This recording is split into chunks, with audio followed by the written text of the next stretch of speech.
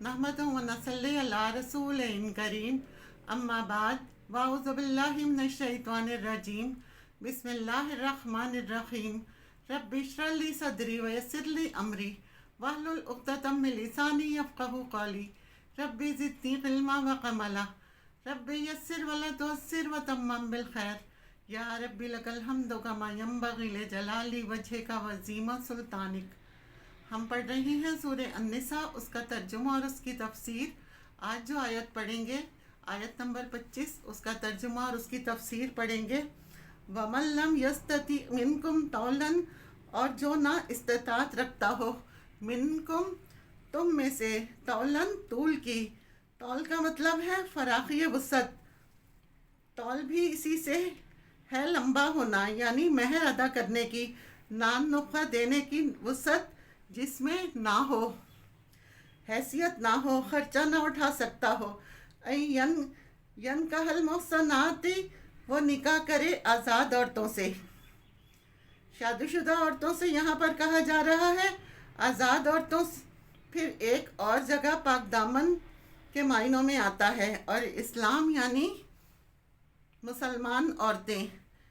शादी भी इंसान को महफूज करती है, आज़ादी भी। आज़ाद औरतों को ख़ानदान की क्योंकि प्रोटेक्शन हासिल होती है। पाक दामन औरतें, उन्होंने भी अपने आप को बचा कर रखा होता है माशरे की बुराइयों और मर्दों की बुरी निगाहों से। और इस्लाम भी इंसान को हिफाजत देने वाला है। जो तुम में इस्तात ना रखता हो, वो आज़ाद ख़ानदानी औरत से शादी कर ले।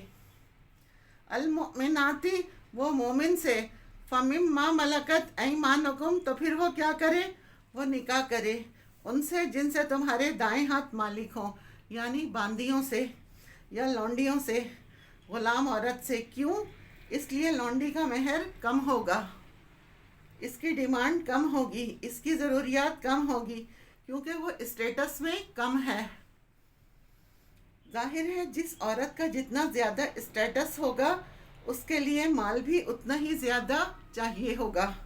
तो यहाँ पर मोमिन मुहसिन औरतों से शादी के लिए कहा गया। अगर ना हो, यानी एक मुसलमान मर्द को क्या कहा जा रहा है, वो शादी के लिए ईमान वाली औरत का इंतखाब करे, जो कि आज़ाद और ख़ानदानी लड़की हो, जिसको ख़ानदान की प्रोटेक्शन हासिल हो, इस्लाम की प्रोटेक्शन हासिल हो। लेकिन अगर उसके पास इतनी वसत नहीं कि वो महर दे सके और शादी के बाद उनका नान नफ़क़ा बर्दाश्त कर सके, तो फिर ग़ुलाम औरत। ग़ुलाम औरत के लिए भी क्या है, बिन फ़तयातिकुमुल मुमिनात, कि वो भी मोमिनों में से हो। लिहाजा अहले किताब की ग़ुलाम औरतों से या मुशरिक ग़ुलाम औरत से या नॉन मुस्लिम ग़ुलाम औरत से शादी नहीं की जा सकती।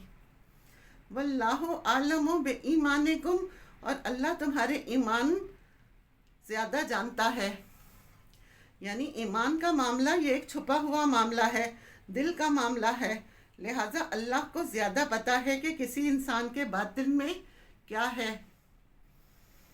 बादुकुम मिन बाद, उनमें से बाज से हैं, यानी बांदियाँ भी इंसान हैं, वो भी आदम की औलाद हैं। और ये क्यों कहा जा रहा है, क्योंकि अरबों के यहाँ ग़ुलाम औरत से शादी करना बहुत ज़्यादा मयूब समझा जाता था, यानी उनके कल्चर में इंतहाई नापसंदीदा चीज़ थी ये। और उनसे पैदा होने वाली औलाद को हुजूम कहा जाता था, यानी इसे भी कोई मुकाम या रुतबा नहीं हासिल होता था। इसकी वजह यह है कि ग़ुलाम औरत जो है उसका कोई आका होगा, आका उसका मालिक है। अब वो मालिक उसकी औलाद पर भी एक तरह से हक़ रखता है। अब इस औलाद की निस्बत अगरचे बाप की तरफ होगी, लेकिन माँ की वजह से उसे सोसाइटी में वो मुकाम हासिल नहीं होगा। इसलिए यहाँ पर क्या कहा गया कि तुम सब आदम की औलाद हो सकता है एक मोमिन लौंडी या बांदी अपने ईमान की वजह से अल्लाह के नज़दीक ज़्यादा मुकाम रखती हो बनिस्बत एक आज़ाद ख़ानदानी औरत के। इससे क्या पता चलता है, असल चीज़ ईमान है। उमूमी तौर पर हमारे दीन में क्या कहा गया है कि शादी अपने जैसे लोगों में की जाए, यानी दोनों के स्टेटस में बहुत फ़र्क नहीं होना चाहिए। क्यों? کیونکہ بہت زیادہ فرق ہونے کی وجہ سے عموماً نبھا مشکل ہو جاتا ہے۔ لیکن ان سب باتوں سے اوپر جو بات ہے وہ ہے، اگر کوئی مسلمان ہے، دین کی طرف ہے، تو پھر یہ نہ دیکھو کہ مال میں تم سے زیادہ ہے یا کم ہے، یہ دیکھو کہ ایمان اس کا کتنا ہے۔ تو یہاں بھی ایک آزاد ہے، ایک غلام ہے، دونوں کیسے شادی کریں؟ ایمان کی بنیاد پر، اور کس میں ایمان کتنا ہے یہ اللہ پر چھوڑ دو، تم جج مت کرو کسی کا۔ اب نکاح کیسے کرو گے ان سے؟ فَانْكِحُوهُنَّ، تم نکاح کرو ان سے، بِإِذْنِ أَهْلِهِنَّ، ان کے اہل کی اجازت سے۔ اہل سے مراد یہاں اس باندی کا آقا ہے، اس کا باپ نہیں۔ آزاد لڑکی کا گارڈین اس کا باپ ہوتا ہے، باپ نہیں ہے تو چچا ہوتا ہے، لیکن غلام عورت کا خواہ باپ موجود ہو تو باپ سے اجازت نہیں لی جائے گی، بلکہ اس کے آقا سے، سرپرست سے۔ وَآتُوهُنَّ أُجُورَهُنَّ، اور دو ان کو بھی ان کے مہر، بالمعروف، معروف طریقے سے، بھلے طریقے سے، یعنی شرافت کے ساتھ دو، جو ان کا حق ہے انہیں دے دو، کیونکہ عام عورت بھی کمزور ہوتی ہے، لیکن اس کے مقابلے میں باندی تو اور زیادہ کمزور ہے، لہٰذا وہ اپنے حقوق کی ڈیمانڈ تم سے نہیں کر سکتی۔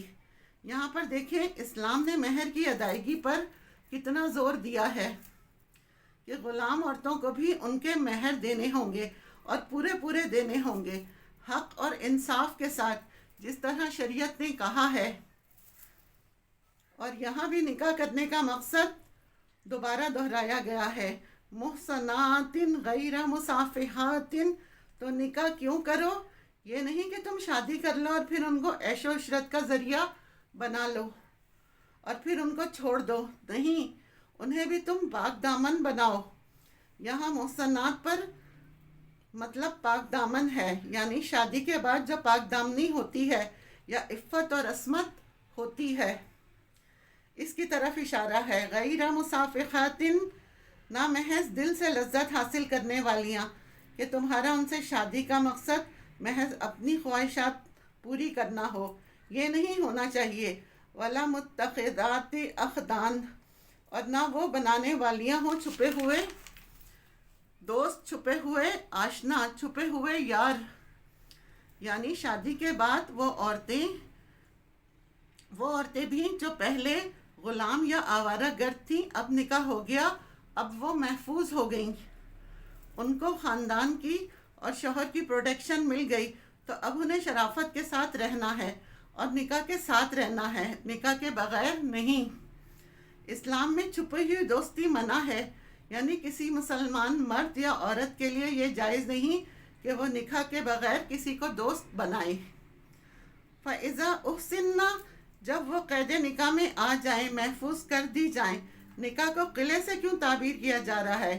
جب کسی لڑکی کا نکاح ہو جاتا ہے تو کسی بھی دوسرے مرد پر وہ حرام ہو جاتی ہے، اب اس کے شوہر نے اسے ایک پروٹیکشن دے دی ہے، وہ ایک حصار میں آ گئی ہے۔ فَإِنْ آتَيْنَا، پھر اگر وہ آئیں، ارتکاب کریں، کس چیز کا؟ بفاحشہ، کسی بے حیائی کا۔ یہاں فاحشہ سے کون سی بے حیائی مراد ہے؟ زنا وغیرہ۔ فَعَلَيْهِنَّ، تو ان پر حد ہے، کتنی؟ نصف، آدھی، ما علی المحصنات، جو آزاد خاندانی عورتوں پر ہے، یعنی ان کو 100 کوڑے لگیں گے تو ان کو 50، من العذاب، عذاب میں سے، یعنی سزا میں سے۔ ذالک، یہ، لمن، واسطہ، اس کے لیے ہے، کیا ہے؟ اشارہ نکاح کی طرف ہے۔ لونڈیوں کو نکاح کی اجازت کیوں دی گئی؟ ناپسندیدگی کے باوجود یہ راستہ کیوں ان کے لیے کھولا گیا ہے؟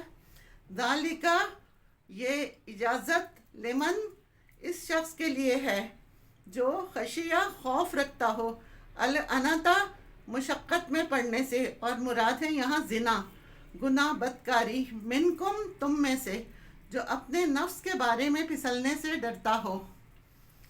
وَأَن تَصْبِرُوا، اور یہ کہ تم صبر کرو، یعنی ان سے نکاح کرنے سے رکے رہو اور صبر سے کام لو، تو خیر لکم، یہ تمہارے حق میں اور زیادہ اچھا ہے، یعنی نکاح کے لیے بہترین خاندانی عورت کا انتخاب کرو۔ محض اپنی خواہشات پوری کرنے کے لیے ایسے کسی سے بھی شادی مت کر لو، کیونکہ اگر بنیاد غلط ہوگی تو آئندہ کیا ہوگا؟ پوری نسل بگڑے گی۔ یعنی شادی کے موقع پر انسان پہلی غلطی کیا کرتا ہے؟ غلط میچ کا انتخاب سے۔ اگر غلط میچ ہوگا، ایسی عورت گھر میں آ گئی کہ نہ جس کا دین ہے، نہ ایمان ہے، نہ اخلاق ہے، اور نہ اس کے اندر کوئی سمجھ بوجھ ہے، مرد تو نکل جاتا ہے کمانے، تو پیچھے گھر اور بچے کس کے حوالے ہوں گے؟ کون دیکھ بھال کرے گا؟ عورت۔ انسان کی سب سے بہترین کمائی کیا ہے؟ اس کی اولاد، پھر اس کا مال۔ وہ سب کچھ کسی کو دے کر جائے گا۔ اگر وہ ایسی عورت کے حوالے کر رہا ہے جس سے وہ مطمئن نہیں کہ وہ اس کی ان تمام چیزوں کی اور اپنی عزت اور عصمت کی حفاظت کرے گی، جس کے بارے میں اسے یہ یقین نہ ہو کہ وہ اس کے بچوں کی صحیح تربیت کرے گی یا اس کے مال کو ضائع نہیں کرے گی، اس طرح گھر کہاں سے بنے گا؟ تو نکاح کا مقصد کیا بتایا گیا ہے؟ گھر بنانا۔ اسلام میں اصل چیز ایمان اور دین ہے۔ سب سے زیادہ اہمیت ایمان اور اسلام کو دی گئی ہے۔ اس کے بعد جو معاشرے میں پائی جانے والی ترجیحات، جو خاندان اور برادریاں ہیں، اور کچھ خاندانوں کا اپنی جگہ فضیلت رکھنا، یہ مسلم اصول ہے۔ ہر سوسائٹی میں کچھ خاندان بہت زیادہ نمایاں ہوتے ہیں، ان کی ایک ہسٹری ہوتی ہے، ان کا معاشرے میں ایک مقام ہوتا ہے، ان کی ایک قدر و قیمت ہوتی ہے، وہ ان کی کسی نیکی، کسی قابلیت یا مال کی وجہ سے بھی ہوتی ہے۔ بہرحال وہ ایک مشہور ہوتے ہیں، بعض پڑھے لکھے قابل اسٹیٹس میں آگے اور بعض ان پڑھ جاہل ہوتے ہیں، تو خود بخود ان کا اسٹیٹس نیچے آ جاتا ہے۔ کسی کو بھی عزت محض اس وجہ سے نہیں دی جائے گی کہ ان کے پاس مال زیادہ ہے، لیکن یہ کہا گیا کہ اس کی عزت اس کے دین، ایمان اور بھلائی کی وجہ سے ہو۔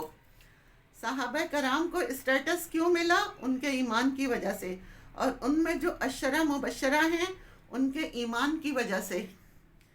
کچھ نے پہلے اسلام قبول کیا، سابقون تھے، تو فرق تو ہے نا انسانوں میں۔ یہاں جس اسٹیٹس کی بات ہو رہی ہے وہ آزاد اور غلام کا ہے۔ بہت واضح مثال ہے حضرت زینب اور حضرت زید کی۔